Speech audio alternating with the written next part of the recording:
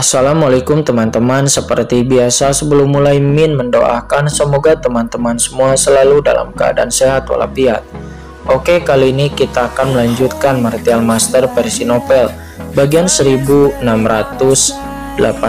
Bagi yang baru bergabung, selamat bergabung, dan bagi yang belum subscribe dululah agar Mimin tambah semangat lagi nih bikin videonya. Oke, kalau sudah kita langsung masuk ke isi ceritanya.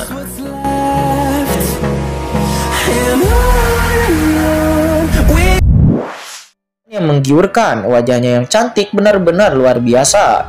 Dia berdiri tegak tetapi tidak ada kesalahan, hanya ada yang pesona kedewasaan. Tuan Cian, kata Molly, dia terus meraung. Rambut hitam Molly berterbangan seperti pisau tajam yang membumbung ke langit, mencoba merobek langit yang tak berujung. Hatinya saat ini telah menjadi abu. Sepanjang jalan, Tuan Cian atau Raja Iblis Api Merah diam-diam selalu menemaninya. Tetapi sekarang, ketika dirinya berhasil menerobos ranah transenden, Tuan Raja Iblis Api Merahnya malah meninggal karena dirinya. Apa arti dari kehidupan ini jika tanpa Raja Iblis Api Merah? Mengapa ini terjadi kepadaku? Raungan yang dalam terdengar samar dari mulut Molly membawa kesedihan dan rasa sakit yang tak berujung. Duar. Dalam sekejap, kekosongan dalam jarak 1 juta mil langsung mendidih.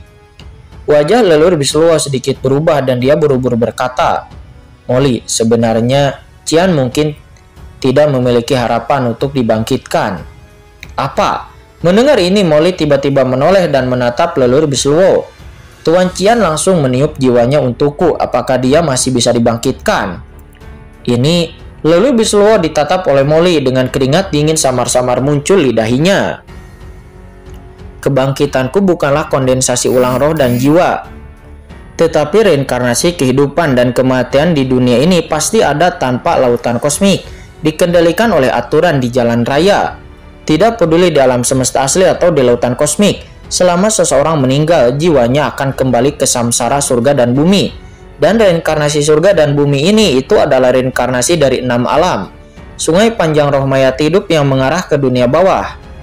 Sejauh yang aku tahu, setelah para dewa dan iblis di alam semesta awalku jatuh, roh mereka akan ditarik oleh dunia bawah dan memasuki dunia reinkarnasi di sungai Necommander. Di antara mereka, dia dapat bertahan hidup dengan cara lain. Jadi, meskipun Raja Iblis Api Merah telah meninggal, namun jiwanya telah dituntun ke sungai kematian di dunia bawah, kata Leluhur Bisluo. Dunia bawah, kata Molly. Tiba-tiba pupil mata Molly mengeluarkan jejak kegembiraan. Bagaimana aku bisa melupakan hal ini? Ya, Tuan Cian belum mati di dunia bawah. Rohnya tidak dapat dihidupkan kembali di lautan kosmik, tetapi dia pasti akan dibawa ke alam reinkarnasi dunia bawah. Oleh karena itu, selama aku dapat memasuki alam reinkarnasi dan memasuki sungai kematian, lalu menemukan Cian, ada kemungkinan bagi jiwa Raja Iblis Api Merah untuk dihidupkan kembali, kata Molly. Dia bahkan gemetar. Ini bukan hal yang mustahil. Dari ingatan Leluhur Iblis Abis, Molly jelas tahu bahwa banyak makhluk di dunia bawah dulunya adalah ahli kuat yang telah jatuh, lahir kembali di dunia bawah, dan kemudian memulihkan jejak pikiran yang kacau, lalu menjadi satu demi satu makhluk dunia bawah, menjadi roh kehidupan. Oleh karena itu, selama dirinya dapat pergi ke dunia bawah dan memiliki kekuatan yang cukup, maka dirinya dapat mengeluarkan jiwa Scarlet Flame Demon atau Raja Iblis Api Merah dari sungai kematian. Tentu saja, dia harus melakukannya sesegera mungkin, karena secara umum ada 3 kemungkinan bagi makhluk yang mati setelah memasuki dunia bawah. Yang pertama adalah tetap berada dalam keadaan kacau di sungai mayat hidup, dan yang kedua adalah memasuki saluran reinkarnasi, lalu bereinkarnasi menjadi makhluk lain, dan yang ketiga adalah langsung bertahan hidup dalam bentuk ahli nujum di dunia bawah. Jenis pertama dan ketiga tidak apa-apa. Keduanya memiliki kemungkinan untuk membangkitkan keinginan dari kehidupan sebelumnya. Tetapi untuk jenis kedua, setelah bereinkarnasi, jiwa Raja Iblis Api Merah akan sepenuhnya ditata ulang di saluran reinkarnasi dan bereinkarnasi menjadi makhluk jenis lain. Pada saat itu, bahkan jika dirinya menemukan Raja Iblis Api Merah, itu bukanlah Raja Iblis Api Merah lagi. Semua ingatannya, semua pengalamannya, dan semua yang telah mereka lewati semuanya akan dilupakan dan menghilang. Tidak, itu harus dilakukan secepatnya, kata Molly. Molly segera menyimpan tubuh Raja Iblis Api Merah dan mata Molly menunjukkan kegembiraan. Leluhur Iblis Luo, ayo pergi, mari kita cari cara untuk bisa pergi ke dunia bawah, kata Molly. Molly tidak peduli dengan hal-hal lain. Dia segera menghilang dari dunia ini dalam sekejap bersama leluhur Iblis Luo. Dan ketika Molly sedang mencari cara untuk memasuki dunia bawah, pada saat ini di alam semesta purba atau alam semesta awal, semua orang sedang memandang Qin-Chen dengan cemas. Karena setelah sekian lama Qin-Chen masih berjuang melawan aura jurang yang sangat menakutkan dan membuat semua orang khawatir. Saya tidak tahu berapa lama waktu yang dibutuhkan, tetapi dengan suara mendengung, ada kilatan guntur samar di tubuh Qin-Chen. Dan aura jurang di tubuh Qin-Chen akhirnya mulai melemah perlahan yang membuat semua orang menghela napas lega. Tidak, meskipun napas jurang ini ditekan dan dilemahkan, tampaknya lebih terintegrasi erat dengan Qin-Chen. Dan aku tidak tahu apakah itu baik atau buruk, kata Kaisar Yao Ming. Di samping dia khawatir dan merutkan kening. Situasi Qin-Chen saat ini jelas semakin terintegrasi dengan kekuatan jurang. Jika terus diperhatikan, jurang tidak boleh dipandangi. Dalam sejarah ada banyak ahli teratas yang tak tertandingi yang mencoba bergabung dengan jurang untuk mengendalikan kekuatan jurang dan kemudian menghadapinya. Tetapi sepanjang zaman tidak ada seorang pun yang pernah bersentuhan dengan jurang. Dan setelah merasakan jurang, mereka tidak dapat terpengaruh oleh jurang tersebut. Mereka tidak dapat tercemar sedikit pun. Kekuatan jurang dapat mencemari segalanya dan menghancurkan sifat manusia. Mereka yang mencoba menyentuh jurang pada zaman dahulu berubah menjadi orang gila, mengubah temperamennya secara drastis, dan bahkan orang itu membunuh kerabat mereka sendiri dan berubah menjadi seorang iblis. Dan Qin-Chen, dapatkah Qin-Chen menahan pencemaran jurang ini? Kaisar Yao Ming tidak tahu dan dia tidak berani untuk menjamin. Boom! Akhirnya setelah waktu yang lama, kekuatan jurang di dalam tubuh Qin-Chen ditekan oleh sumber aslinya di tubuhnya dan akhirnya ditekan perlahan. Gumbalan kekuatan jurang memasuki bagian tubuh Qin-Chen dan menghilang di setiap bagian tubuhnya. Pupil mata Qin-Chen terbuka dan napas jurang yang dalam menghilang dalam sekejap. Qin-Chen, apakah kamu baik-baik saja? Kata Chen Sisi. Dia dan yang lainnya bergegas maju dan langsung memeluk Qin-Chen dengan hidung masam dan mata merah. Kamu baru saja membuat kami takut setengah mati, kata Chen Sisi dan 3 wanita cantik lainnya. Mereka berempat tersedak. Mereka berkata dengan menghela napas lega, seperti sebuah batu di hati mereka jatuh ke tanah. Aku baik-baik saja. Aku malah mengkhawatirkanmu, kata Qin-Chen. Qin-Chen merasakan rasa sakit di hatinya. Dia benar-benar terkutuk, selalu membuat Chen Sisi dan yang lainnya khawatir kepadanya. Qin-Chen lalu membelai pipi Chen Sisi dan 3 wanita cantik lainnya, tetapi hatinya terasa hangat. Hahaha, Qin-Chen, aku tidak menyangka akan melihatmu akhir-akhir ini. Kamu juga telah menerobos ranah transendensi dan kekuatanmu telah mencapai tingkat seperti itu. Bahkan leluhur iblis abis pun tidak sebanding denganmu. Tampaknya kamu telah memperoleh banyak hal di lautan kosmik, kata Xiaowei Supreme. Pada saat ini Xiaowei Supreme datang sambil tersenyum, ekspresinya bersemangat. Qin-Chen dapat dianggap sebagai juniornya dan Xiaowei Supreme tentu saja sangat senang melihat Qin-Chen tumbuh dewasa. Senior Xiao Yao, kata Qin-Chen. Dia tersenyum tipis. Lalu Qin-Chen terbangun. Dia benar-benar lupa tentang leluhur iblis abis. Qin-Chen menatap tajam dan dengan cepat menjepit jari-jarinya membuat segel untuk menghitung jejak kekuatan takdir yang tak terlihat menyebar ke dalam kehampaan yang luas dalam sekejap. Dan boom! Di mata Qin-Chen, sebuah sungai besar muncul di mana gambar-gambar mengalir dan dia dengan cepat menelusuri napas dan jejak leluhur iblis abis. Sebelum itu, Qin-Chen telah meninggalkan aura pada leluhur iblis abis. Selama leluhur iblis abis tidak terlalu jauh, maka Qin-Chen dapat dengan mudah menghitung posisinya. Hanya perhitungan yang membuat Qin-Chen tiba-tiba mengerutkan kening. Karena dalam persepsi Qingchen, aura leluhur iblis abis benar-benar telah menghilang sepenuhnya. Mustahil, kata Qingchen, matanya tenggelam. Dalam waktu sesingkat itu, bagaimana mungkin leluhur iblis abis bisa lolos dari jangkauan perhitungannya? Qingchen segera meningkatkan perhitungannya, dan boom, jejak kekuatan kausal muncul darinya mengarah ke jalan tertinggi dalam kegelapan. Namun aura leluhur iblis abis benar-benar telah menghilang. Itu telah benar-benar menghilang dari persepsinya tanpa meninggalkan jejak apapun. Ada apa? Xiao Supreme tidak bisa menahan cemberut dan bertanya kepada Qingchen. Napas leluhur iblis abis telah menghilang dalam persepsiku, kata Qingchen dengan suara yang dalam. Karmaku, takdirku tidak dapat menemukannya lagi, kata Qingchen. Wajah Xiao Supreme pun tenggelam. Apa dia menghilang? Apakah dia melarikan diri? Pada saat ini yang lainnya juga melihat satu demi satu.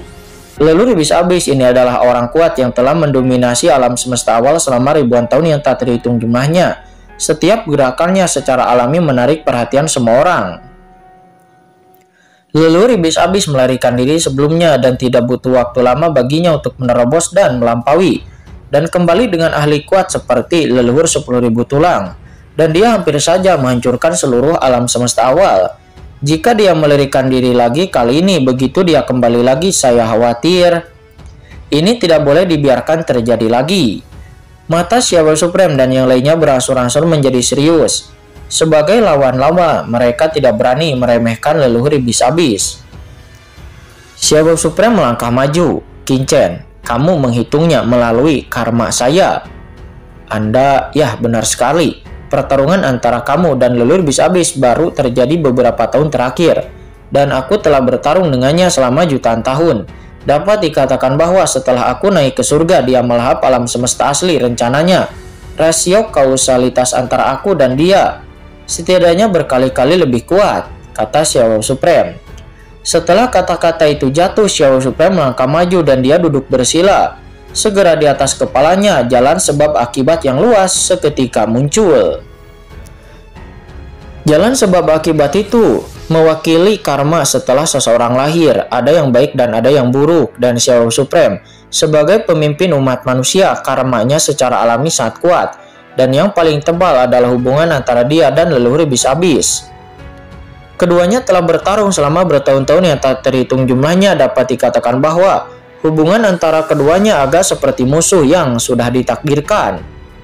Baik, Qingchen melangkah maju dan langsung menyentuh karma Xiao Supreme. Perlu dicatat bahwa sangat berbahaya untuk secara langsung mengungkapkan karma sendiri. Karena begitu musuh memata-matai semua karma sendiri, mudah untuk menjadi sasaran musuh. Tetapi Xiao Supreme tidak takut sama sekali. Jelas dirinya sangat percaya kepada Qingchen. Aku juga akan membantumu. Pada saat ini, Master Sekte Tianji juga melangkah maju dan di atas kepalanya, sungai takdir yang luas muncul. Bergemuruh, ombak bergulung di atas sungai panjang takdir dan napas takdir Master Pavilion Tianji muncul darinya. Itu terjalin dengan takdir dari leluhur iblis abis. Master Pavilion Tianji juga menghabiskan hidupnya melindungi umat manusia dan melawan leluhur iblis abis. Jalan takdir. Qingchen meliriknya dan aura tak terlihat meledak dari tubuhnya yang juga merupakan kekuatan takdir. Napas yang tersisa sebelumnya meresap dalam sekejap. Seketika sebab dan akibat yang tak berujung terus menyebar. Dan Qingchen terus kembali, dirinya tidak tahu sudah berapa lama waktu berlalu. Mata Qingchen membeku dan dia tiba-tiba membuka matanya. Senior Xiao Supreme, hubungan antara Anda dan leluhur iblis abis telah terselesaikan, kata Qingchen. Dirinya pun segera tampak tercengang. Apa terselesaikan? Yang lain juga tercengang. Bisakah sebab akibat dapat dipatahkan? Sudah meninggal. Pada saat ini Kaisar Yongming melangkah maju. Ada banyak alasan untuk gangguan karma. Namun, aku juga pernah melihat karma orang ini sebelumnya. Itu adalah penampilan yang hanya dapat terbentuk setelah pihak lain meninggal. Dan menurut perhitunganku, vitalitas orang itu sebelumnya telah benar-benar hilang. Apa? Leluhur iblis abis sudah meninggal? Pada saat ini semua orang pun tersentak tak percaya. Leluhur iblis abis begitu tegas sebelumnya. Di bawah mata sama orang, dia memanfaatkan kesempatan itu untuk menerobos celah ruang angkasa dan melarikan diri dari sini. Tapi sekarang dia mati seperti itu, bagaimana semua orang bisa mempercayainya? Tidak akan ada penipuan di sini kan? Dia memang sudah mati. Kinchan memejamkan mata dan merasakannya dengan hati-hati sejenak, lalu tiba-tiba membuka matanya lagi. Lagi pula dia tidak mati di celah angkasa. Di akhir napasnya, samar-samar aku merasakan napas yang familiar dari leluhur iblis abis setelah kematiannya. Mungkin ada hubungannya dengan seseorang dari alam semesta asli kita, kata Kinchan. Kinchan melihat keluar alam semesta awal dan sepertinya memiliki beberapa tebakan. Kinchan, siapa orang itu? Semua orang pun menjadi bingung. Seseorang pria yang kukenal dengan baik, kata Kinchan. Dia berkata sambil berpikir. Lupakan saja, karena leluhur iblis abis sudah mati, maka tidak ada yang perlu ditakutkan. Apakah kalian semua baik-baik saja? Kata Kinchan. Dia menatap semua orang. Kami semua baik-baik saja. Semua orang menggelengkan kepala. Baiklah semuanya, jangan kaget. Hong Huang, kalian akhirnya kembali ke alam semesta asal. Kenapa kalian tidak tahu bagaimana mengambil inisiatif ketika melihat senior naga Ao Ling? Kata Kinchan sambil tersenyum. Aku ingat ketika kamu berada di lautan kosmik, tidak selalu mengatakan nona ibu naga Ao Ling. Apakah kamu menemukan yang lain secara diam-diam? Oh, kurang ajar, sialan. Kata leluhur naga Hong Huang, wajahnya berubah menjadi hijau. Tidak ada hal seperti itu, dasar bocah, jangan menipuku. Kata leluhur naga Hong Huang. Mendengar semua ini, wajah Ao Ling tiba-tiba menjadi gelap. Hus! Dia pun seketika datang ke sisi leluhur naga Hong Huang, mencubit telinganya, mengangkatnya dengan keras, lalu menatapnya dan berkata, apakah kamu mengatakan itu? Tidak. Sayangku, jangan dengarkan omong kosong anak Kinchan itu. Dia sengaja menyakitiku. Kata leluhur naga Hong Huang. Dia tiba-tiba melompat. Mengapa Tuan Kinchan berbicara omong kosong? Aku pikir itu karena setelah kamu menerobos transenden, kepercayaan dirimu membengkak dan kamu berani menghabiskan waktu di luar, kan? Kata Ao Ling. Dia mendorongnya lebih keras. Ah tidak, sakit. Kata leluhur naga Hong Huang. Dia melompat-lompat secara langsung dan buru-buru berkata, Sayang, ada begitu banyak orang di sini. Bisakah kamu menyelamatkan wajahku? Kata leluhur naga. Wajah? Wajah apa yang kamu miliki? Kembalilah ke tanah leluhur naga bersamaku dan jelaskan dengan seksama, kata Ao Ling. Dirinya sama sekali tidak memberikan wajah kepada leluhur naga Hong Huang. Ao Ling seketika menyeret leluhur naga Hong Huang ke tanah leluhur naga aslinya, dan pada saat yang sama, teriakan naga leluhur berdering. Melihat semua itu, semua orang pun tertawa terbahak-bahak. Tuan Muda Chen, apakah ini kampung halamanmu? Kata Tuan Istana Anyou. Pada saat ini dia datang dan terbang dengan keraguan di wajahnya.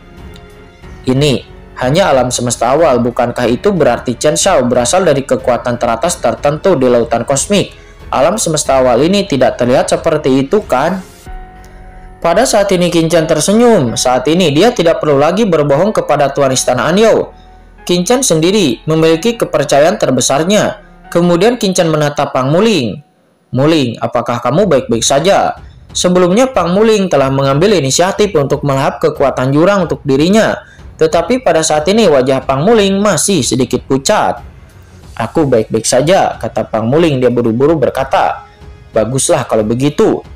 Kaisar Yao Ming, tanah jurang sebelumnya. Kinchan menatap Kaisar Yao Ming bertanya-tanya mengapa kekuatan jurang bisa muncul di alam semesta awal ini. Jika tebakan Kaisar ini benar, ada jalan menuju jurang di tempat tadi. Jalan menuju jurang? Mata Kinchan langsung terpaku. Apakah itu jurang dunia iblis? Kata Kinchan. Dia berbalik. Kinchan melangkah keluar dengan satu langkah dan langsung tiba di dunia iblis dalam sekejap. Dengan langkah lainnya, dia memasuki alam iblis Dewa Meteor, melihat jurang di kedalaman dunia iblis Dewa Meteor. Pada saat ini Kinchan berpikir bahwa ketika dia menghindari pengejaran leluhur iblis abis pada Patriark leluhur iblis pada saat itu, dia telah memasuki jurang di alam semesta Dewa Meteor. Di jurang itu dia merasakan perasaan aneh yang telah memanggilnya. Mungkinkah jurang itu yang memanggilku waktu itu? Kata Kinchan. Tapi mengapa aku dipanggil oleh jurang? Dan juga kenapa ada perasaan yang agak familiar, kata Qin Chen. Dia sedikit mengernyit. Qin Chen tidak tahu mengapa ada perasaan familiar dari lorong jurang itu.